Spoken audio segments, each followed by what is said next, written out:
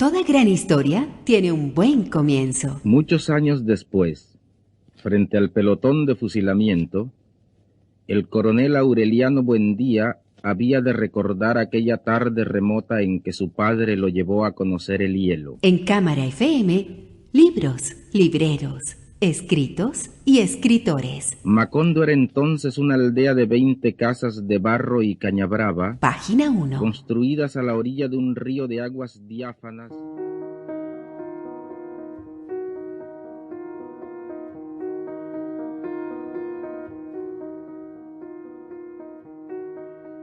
Estamos nuevamente con Luis Alberto Arango. En el programa anterior estuvimos hablando de cómo ocupó ese primer oficio de lector y su relación pues justamente con la librería, con Palinuro. Pues Luis Alberto Arango, para quienes no lo conocen, es el librero desde hace 19 años, Luis, de Palinuro, una librería que encuentran en el sector del estado y alguna vez estuvo en el centro, y se especializa en libros leídos, como bien lo dicen, su eslogan. Su eslogan. Luis, quedamos entonces de conversar en este programa sobre tu faceta como escritor, sobre tu faceta como recomendador de libros, y justamente teníamos en deuda una lectura de un texto que escribiste en algún momento que se llama El Librero. Compartamos ese texto con los lectores. Ay, muchas gracias. Sí, en el primer librito que se publicó, que se llama Desorden Alfabético, incluye, que es hay que contarlo, es un AZ, palabras de la A a la Z, reflexiones sobre unas palabras tomadas arbitrariamente, y uno de ellos, y por razones obvias, porque es mi profesión desde hace 19 años de librero, escribí lo siguiente: la responsabilidad mayor es que imprime carácter, puede producir tal ensimismamiento, simbiosis y placer que uno debería pagar para ser merecedor de este bello oficio. Alrededor de un libro, por más estulticia que contenga, hay un jirón de magia, una iluminación en bruto, sin juzgar si es bueno o malo, una obsesión, una sonrisa, un exorcismo, si se quiere, una ociosidad. Pero el libro, por encima de cualquier consideración, merece respeto. Y el oficio de ser cancerbero, clasificador, rastreador y oferente de los mismos, gradúa de monje seglar, sin hábito, con la capacidad de transmitir sin pretensión los pensamientos, las intenciones, los juegos de los escritores, de los creadores. El librero es un acólito de diario, que debe oficiar sobre las estanterías y las mesas de su entorno, allí donde anónimos, tímidos y locuaces lectores van a confesar sus gustos o a contagiarse de otros, donde se comulga en silencio o a gritos de tertulia ocasional. El librero de alma jamás sana de la úlcera eterna que le producen las bellas ediciones que vende, que entrega con desprendimiento, conociendo de antemano el destino incierto de esos libros. Su condición no lo hace maestro, pero debe estar dispuesto a hacerlo cuando intuye que alguien cambiará al paso de esas páginas. Al librero lo ronda el enigma. A veces no sabe quién es su próximo cliente y otras lo intuye en la dirección de su mirada. Un librero puede salvar vidas. Un buen libro recomendado a tiempo puede ser la tabla del náufrago y la isla del Edén de un desesperado. Así como se dice que al escritor lo salva un solo lector, no importa dónde ni en qué tiempo, así al librero lo justifica una buena recomendación. Para el librero de Afganistán, Sultan Khan, según Asne Seyerstrand, en su obra El librero de Kabul, comillas, los libros eran su vida. Yo agregaría, y se parecen un poco a la felicidad. ¡Qué belleza, Luis! Luis, yo no sé si el oficio del librero o la profesión del librero se aprende. Creo que en España, si mal no estoy, hay cursos y hay como especializaciones para ser librero, pero valga la pena, partiendo de ese texto que compartes con los oyentes, hablar de eso, dónde aprendiste a ser librero, cómo te hiciste librero también, y creo que bonito de pronto esas librerías que vos recorriste en algún momento y esos libreros que también admiraste. Sí, muy interesante, Diego, hacer claridad sobre eso. Ahora, no existe un pregrado de librero. Eso no, además, Eso no lo veo posible. Es decir, se pueden adquirir ciertas técnicas, que suena muy frío. No, yo digo que la materia prima fundamental de un librero es que sea lector. Si alguien pretende ser librero y no es lector, no incurra en ese error. Entonces, la materia prima es que sea un lector. ¿Cómo llegué yo, por ejemplo, a este oficio? El puro azar, o como diría León de Grey, el ebrio azar. ¿Qué pasa? Yo pues soy de formación administrador, pero cuando llegó la idea de la librería, que me la plantearon Sergio Valencia y Elkin Obregón decía, si yo tengo una librería de viejo, ¿vos me la manejás? Y yo le decía, sí, claro, como era un juego. Yo dije, pues yo aprendo. Y te cuento, se necesita mucho tiempo y mucha predisposición, como te digo que la tienes de hecho por si eres lector, pero hay que aprender muchos secretos, muchos secretos que solo el tiempo, y una cosa muy importante, uno aprende, yo diría, aprende más del cliente que de otra cosa. Si tú eres un buen receptor de ese cliente que llegó tímidamente o locuaz, aprendes mucha cosa. Lo otro ya es la información que tú haces a través de las reseñas y todas las cosas. Pero hay que tener ese tipo de alma, ¿cierto? Yo lo veo, existen los bibliotecólogos, a quienes adoro también. Tengo mis grandes amigos en la bibliotecología, pero no necesariamente sería la condición sine qua non, no. Y fíjate que en el mundo del libro en general, orbitalmente, es eso, ese señor que está sentado allí, posiblemente no soñó siquiera con eso en la vida, apareció allí por su manía lectora. Ahora, el oficio de librero no siempre es tan romántico y de pronto hablamos de, yo no sé si es el caso en una librería de libros leídos, pero también uno lo ve mucho pues con libreros de, yo no sé, librerías nuevas, ¿cierto? Y más es más por los inventarios, por las devoluciones, por ese sueño que en algún momento se tiene de ser librero para poder leer, pero a la par es como esa contraindicación que cuando se es librero no hay tiempo para leer, porque lo administrativo se lo come a uno, ¿cierto? A mí me sucedía cuando estábamos situados aquí en Córdoba con Perú, aquí en el centro, me sucedía que mucha gente pasaba por ahí, me lo confesaron después, decían, allá está ese viejito que se debe pasar todo el día leyendo, qué dicha. Mentiras, y estoy hablando de 19 años de ejercicio. No hay tiempo para leer, hay que hacer labores administrativas, de consecución de cosas, organizacionales. Realmente uno lee es en su casa o donde le apetece, pero no es el sitio para que tú digas, me la pasé leyendo todo el día. No hay cómo. Doy fe. Ante notarios si es necesario. Luis, hablemos yo creo que del oficio amanuense, que me parece bellísimo, me parece muy bonito y que justamente pues en el libro, el único que he leído hasta el momento tuyo, que se llama Una razón suficiente, que me lo regalaste en el 2019 si no estoy mal, y haces ahí una aclaración muy bella de para vos, que es la escritura, ¿cierto? Hablemos de eso, porque vuelvo y repito, ese es el cuarto libro que Luis ha publicado en una editorial que ahorita también hablaremos de ella. Sí, yo insisto mucho en aquello de amanuense porque yo considero que la palabra escritor me queda demasiado grande, no es eso, ni es la intención lucirse con eso, no. Mira, y fue una cosa muy curiosa porque todas estas pequeñas publicaciones han sido, yo siempre escribo a mano, han sido papeles y papeles y papeles arrumados, los del primer libro y los del este último, ya eran unas hojas amarillentas que mi hija ha sido el artífice. Yo tengo que hacerle un homenaje muy especial a Juliana, mi hija, Juliana Arango, que es hace 2 años es mi brazo derecho en la librería, pero siempre me ha ayudado en el ejercicio.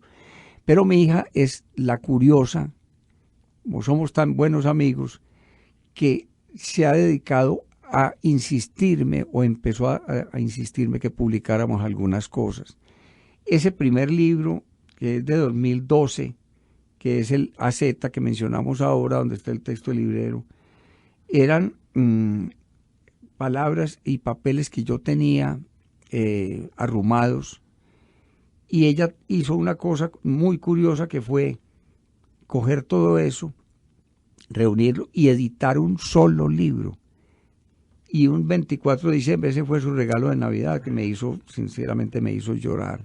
Me entregó eso y yo a partir de ahí como que vi una luz y dije, pues hombre, si esto se puede hacer. Le dije, cuando me hizo la entrega de ese primer libro, le dije, pues hagamos una edicioncita de 150 ejemplares para los amigos, para hacerle homenaje a José Raúl. Yo dice que eso regalado se vende todo. Nuestro amigo José Raúl Jaramillo. Entonces, y ya a partir de ahí encontramos otros papeles que vienen contenidos en una razón suficiente, que eran unos cuentos que yo había hecho siempre escrito para mí. ¿Dónde descubrí eso? Es importante contarlo, donde descubrí que me gustaba escribir, en el género epistolar, enviando cartas a los amigos, a las novias. Yo dije, hombre, esto es muy agradable, escribir es muy agradable. Yo encontré ese placer en el género epistolar y después me dio por incursionar en hacer algunos cuentos y contar algunas historias. Posteriormente, en la década del 90, don Alfonso Alzate tenía un periódico que se llamó Bajo Techo y me invitó a escribir allí. Y eso fue un acicate, como lo digo yo en este último, esos son los acicates que en la vida te van guiando. Y entonces decidí hace poco reunir esas crónicas que hice en Bajo Techo y para otras publicaciones, y reunirlas en un cuarto libro, que es esta prosas en collage de un amanuense. Y ociosamente tenía también en unas libretas, especies de diarios sin continuidad que yo manejo, tenía muchos poemas ahí, como tirados al desgaire, y dije, unámoslos, e hicimos una antología bisiesta. Es un poemario, en fin. De pronto es mucho atrevimiento, pero he hecho unas ediciones, en 3 de esos 4 libros, ediciones de autor. No he acudido a editoriales, no creo que tenga el peso para decirle a una editorial, publíqueme esto, no. Salvo en este último trabajo, que fue producto de una beca de creación, lo demás han sido publicaciones de autor.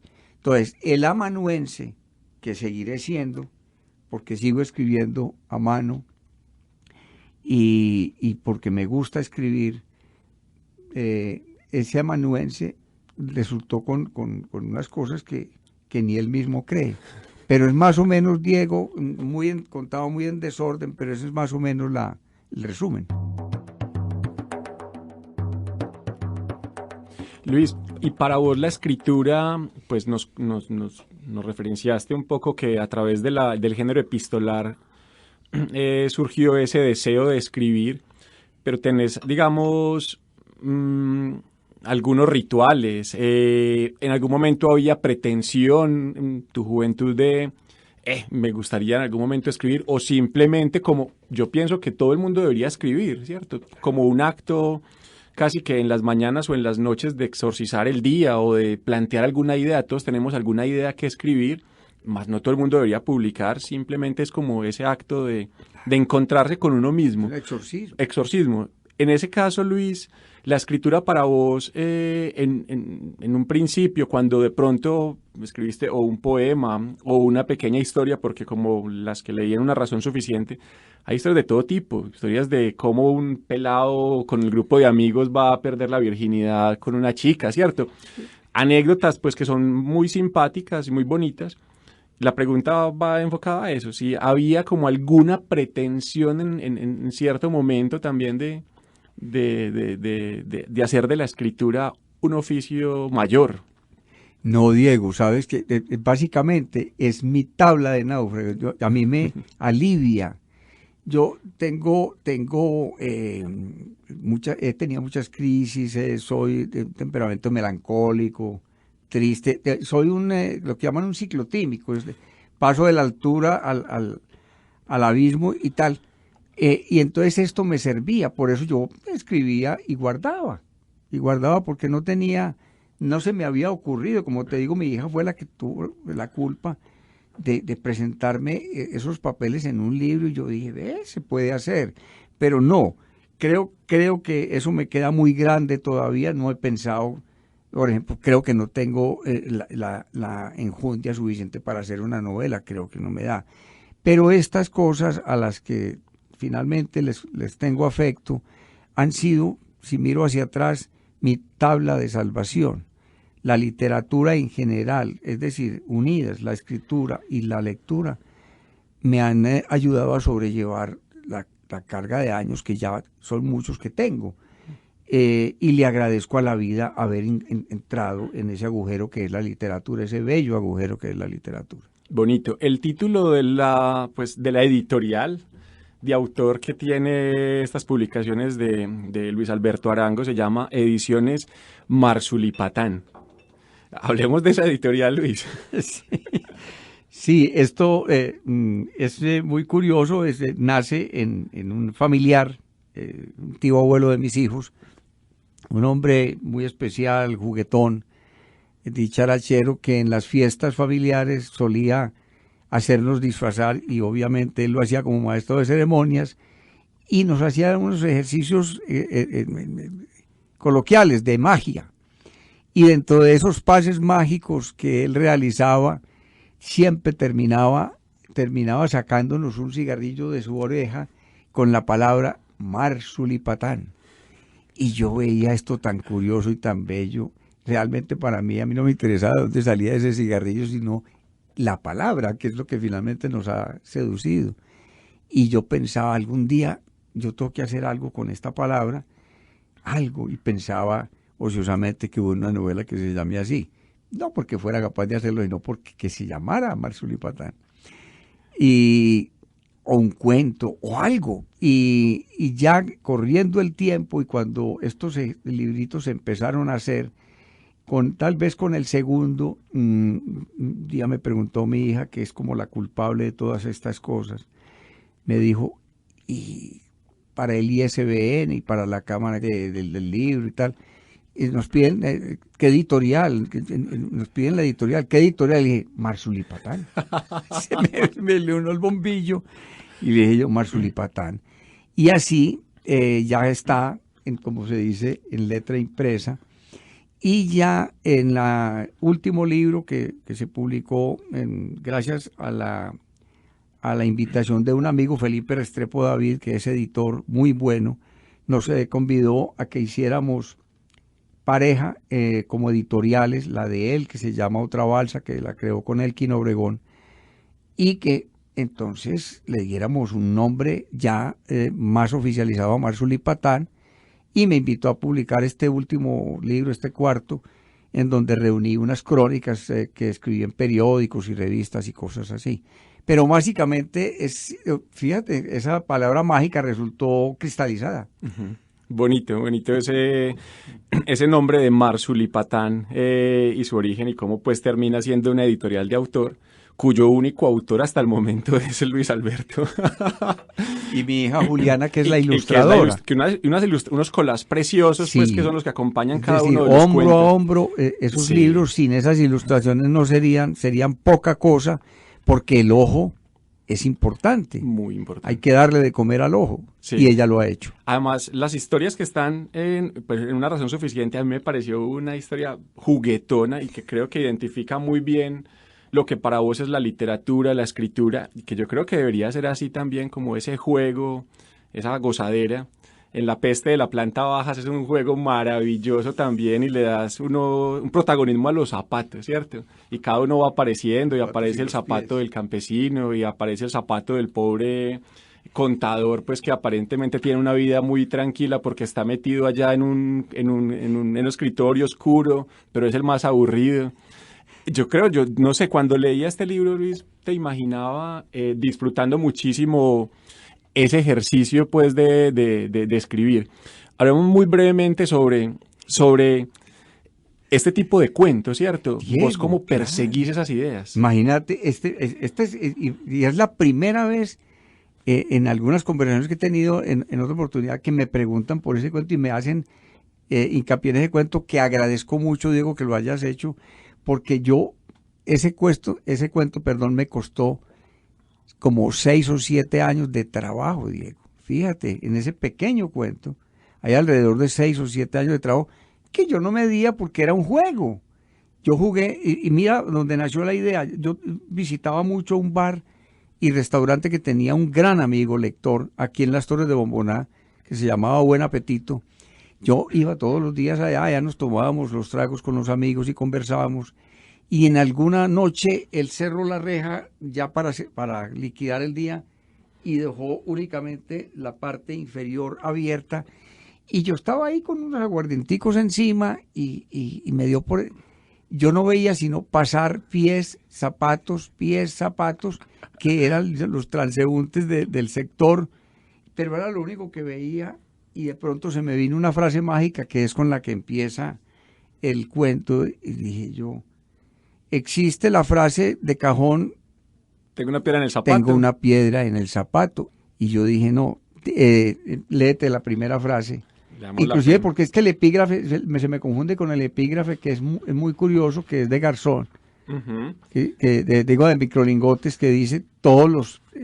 Empieza así, la peste de la Exacto. planta baja empieza así, surco 1, que es como está separado. Son surcos. Tengo una piedra en el pie, dijo el zapato. Exactamente. Y un grupo de congéneres que estaba al lado movió sus cordones en señal de curiosidad. Entonces, fíjate, tengo una piedra en el pie, dijo el zapato. Y entonces recuerdo que cogí una servilleta y anoté esa primera frase. Mira cómo nacen las cosas. Tengo una piedra en el pie, dijo el zapato. Y yo estaba con unos tragos y no quiero que se me olvide este. Y mira lo que generó. Me costó 6 o 7 años. De manera que te agradezco mucho la mención, porque es un cuento que ha permanecido muy sotoboche. Muy en la planta baja. Exactamente, bien dicho.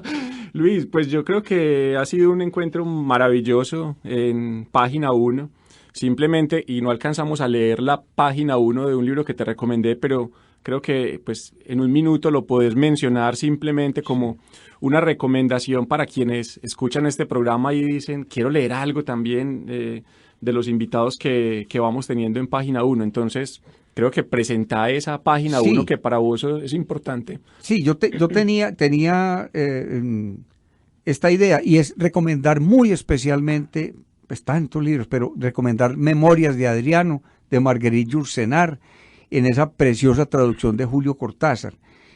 Recuerden que hay una cosa bonita también, este fue un libro que entre la idea y la finalización se demoró Marguerite Yourcenar 34 años, entre la concepción de la idea y la cristalización. Pensaba leer esa primera página, se las quedo debiendo, ustedes mejor se la quedan debiendo, ustedes oyentes. Léanse Memorias de Adriano, que no se arrepentirán.